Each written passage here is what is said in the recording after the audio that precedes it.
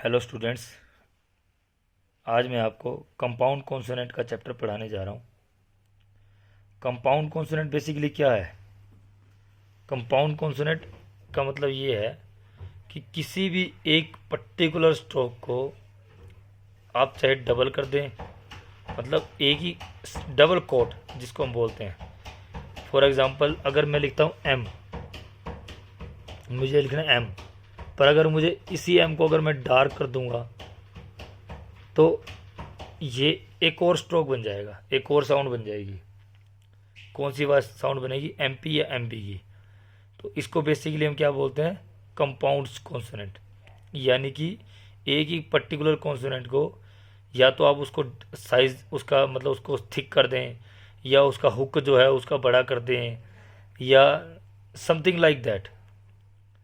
ठीक है। Compound consonant का जो सबसे पहला रूल है वो ये है, अभी तक हमने एल का हुक पढ़ा था, मुझे लिखना है किल, तो मैंने ऐसे किया, ए के बना के एल का हुक लगा दिया, ये बन गया मेरा किल।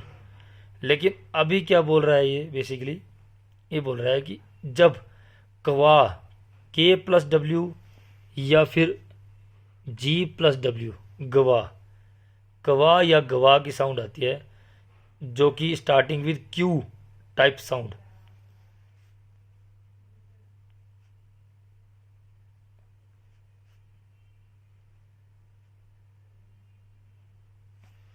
क्यू टाइप साउंड, और ये कैन बी क्यू, क्यू भी हो सकता है स्टार्टिंग में।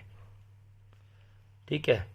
जब गवाह या गवाह की साउंड आती है तो हम उसको हम कैसे रिप्रेजेंट करेंगे? अभी तक हमने एल का हुक सीखा था। फॉर एग्जांपल कीन, जब हमने क्वा बनाया तो एल के हुक को डबल कर दिया। फॉर एग्जांपल क्लीन, जब मैंने क्लीन बनाया तो एल का हुक छोटा लगाया, लेकिन जैसे ही मैंने क्वीन बनाया तो एल के हुक का साइज मैंने डबल कर दिया। Queen, Gwynn, G W Y double N N, queen. यही मुझे कीन बनाना था तो मैंने सिंपल के और एन का हुक लगा दिया था।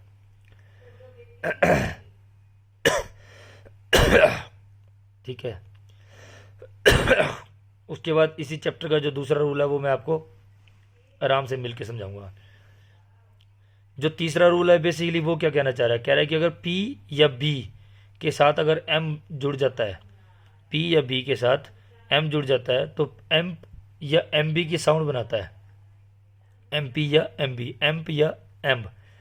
हम उसको कैसे रिप्रेजेंट करेंगे? डार्क एम से, डार्क एम से। फॉर एग्जाम्पल वर्ड है मॉस, मॉस, एम्बोस। अब यहाँ पे एम्ब की आवाज़ आई है, अगर एज पर रूल देखा जाए तो एम्बोस ऐसे बनता है। पर प्रॉब्लम कहाँ आती है? प्रॉब्लम यहाँ आती है कि कई बारी ये एम पढ़ा नहीं जाता स्पीड में, एम्बोस। अब स्पीड में कई बारी एम पता ही नहीं चलेगा, इसीलिए उसने क्या किया, बुक ने एम को डार्क कर दिया, एम्बोस। हैम, एच का हुक एम, लेकिन जब हेम्प बनाया तो एच का हुक और एम को डार्क कर दिया, तो ये क्या बन गया आपका? हेम्प। नेक्स्ट है आपका रूल डब्ल्यू का। डब्ल्यू हम कैसे बनाते हैं? सिंपल रूटीन में एक छोटा सा हुक और आर अपवर्ड, यही बोलते हैं ना। ठीक है। लेकिन जब डब्ल्यू के साथ जब एच आ जाएगा, वह की साउंड आ जाएगी, वह, तब हम क्या करेंगे? ऐसे केस में हम जो एच का हुक है, जो डब्ल्यू का हुक है, उसको लार्ज कर देंगे, डब्ल्यू के हुक को हम बड़ा कर देंगे। फॉर एग्जांपल वही, वी में हमने सिंपल डब्ल्यू बनाया, अवेयर में हमने सिंपल डब्ल्यू और आर बड़ा कर दिया, लेकिन जब वेयर आया, वेयर आया तो डब्ल्यू का हुक बड़ा कर दिया, वेयर। ऐसे ही वेसल वर्ड है, डब्ल्यू एस एल, लेकिन जब विसल आया तो डब्ल्यू बड़ा, हुक, विसल, विसल, एस का सर्कल और एल अपवर्ड। ठीक है। नेक्स्ट ये बोल रहा है कि अगर W plus H plus L की साउंड इकट्ठी आएगी तब क्या करोगे आप? अगर W plus H plus L की साउंड इकट्ठी आएगी तब हम क्या करेंगे? जो डब्ल्यू का हुक है, डब्ल्यू एच का जो हुक है, जो हमने अभी पढ़ा, लार्ज, लार्ज डब्ल्यू एच का हुक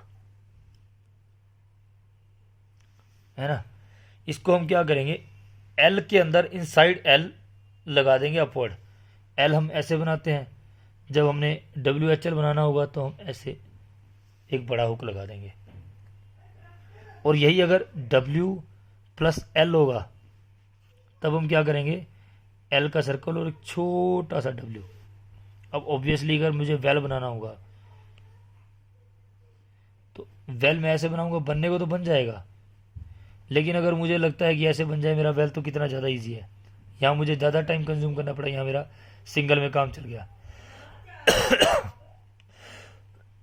ठीक है, ऐसे ही जब WHL आएगा तो एल का सर्कल एल बना के, एल हम ऐसे बनाते हैं, उसके अंदर WH का बड़ा हुक लगा दिया, तो ये आपका WHL बन गया। ठीक है, फॉर एग्जांपल वर्ड है वाइल, WHL, WH का बड़ा हुक L और I। ठीक है, अगर मुझे बनाना होगा वेल तो वेल। आई होप कि आपको क्लियर हो रहा होगा। नेक्स्ट टूल है KW प्लस L। कह रहा है जी क्वा प्लस L आ गया। अब हमें अभी तक हमने क्या पढ़ा था, मान लो किसी भी K plus L, for example K plus L लेते हैं, अगर मुझे किल वर्ड बनाना है तो मैंने क्या किया, किल, या फिर किल, या फिर मान लो मुझे बनाना है क्लास तो कल आस। ठीक है, लेकिन ये कह रहा है कि अगर KW प्लस L आ गया तब क्या करेंगे आप, तब आप जो L जो है उसको सेपरेटली बनाएंगे, L विल बी सेपरेट। जैसे सिक्वल, क्वा के अंदर S का सर्कल और L डाउनवर्ड, सिक्वली क्वा के अंदर S का सर्कल और L अपवर्ड, क्योंकि L के बाद वावल आ गया। ठीक है, अगला वर्ड है, कह रहा है कि अगर मान लो मिल वर्ड मैंने लिखा, वो कोई भी वर्ड लिखा जिसके बाद L आया, मैंने L बना दिया, मिल, फुल, बॉयल, लेकिन अगर इसके बाद L प्लस R आ गया लास्ट में तब क्या करेंगे, तो मैंने क्या किया, फुल बना के R बना दिया, फुलर, फूलर, मीलर, मील अर, R डाउनवर्ड। यहाँ पे R कौन से वाला आ रहा है, डाउनवर्ड वाला। R कौन सा आ रहा है, डाउनवर्ड वाला, डाउनवर्ड R। ठीक है, कह रहा है कि if vowel after final R। ठीक है, मैंने आपको एक चीज़ अभी R का चैप्टर भी तो पढ़ाया था, उसमें ये बताया था मैंने कि अगर R के बाद लास्ट में कोई भी R आता है, हमेशा R के बाद अगर वावल आता है तो R जो है हमेशा अपवर्ड चला जाता है। अब मुझे वर्ड बनाना था फुलर, तो मैंने फुलर बनाया, फूलर, लेकिन जब फुलर ही बनाया तो R अपवर्ड चला गया। ठीक है, अब नेक्स्ट है इफ MP प्लस हुक। अगर कोई MP के साथ हुक आ गया तब क्या करेंगे, बड़ा सिंपल है, हुक लगा देंगे। स्कैम्पर वर्ड है, क्या है, एम्पर, हेम्पन, हेम्प एन, एम्बिशन, एम्बशन, वो कोई बड़ा सिंपल है बिल्कुल, इसमें कोई रूल नहीं है। लेकिन कह रहा है कि अगर MB और MP जो है ना वो मतलब MP will be used separately, MP और MB जो है ना वो MP MB डार्क M नहीं बनेगा। क्यों नहीं बनेगा, क्योंकि अगर MP MB के बाद अगर पर, बर, पल, बल आता है तो ये तुरंत M को, पर, बर, बर, M को इन सबसे अलग कर देता है, क्योंकि ऑब्वियसली इनके साथ एक R का या L का हुक आ गया ना।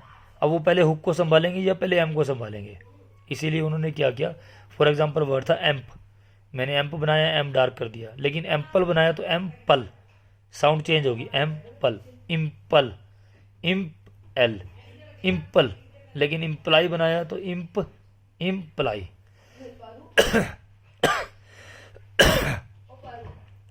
नेक्स्ट है ग्रामर लोग, पहला है वेयर, दूसरा है इम्पॉसिबल, तीसरा इम्पोर्टेंट जिसमें मैंने आई का डॉट लगा दिया, ई का, इम्पोर्टेंस उसमें मैंने एस लगा दिया इनसाइड द कर्व और ऊपर वावल लगा दिया चुप।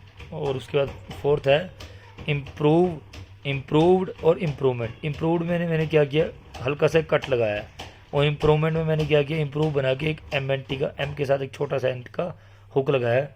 मैं इसको एक्सप्लेन बाद में करूँगा, एक्सप्लेन इट लेटर। अब एक और छोटा सा रूल था कंपाउंड स्ट्रोक में,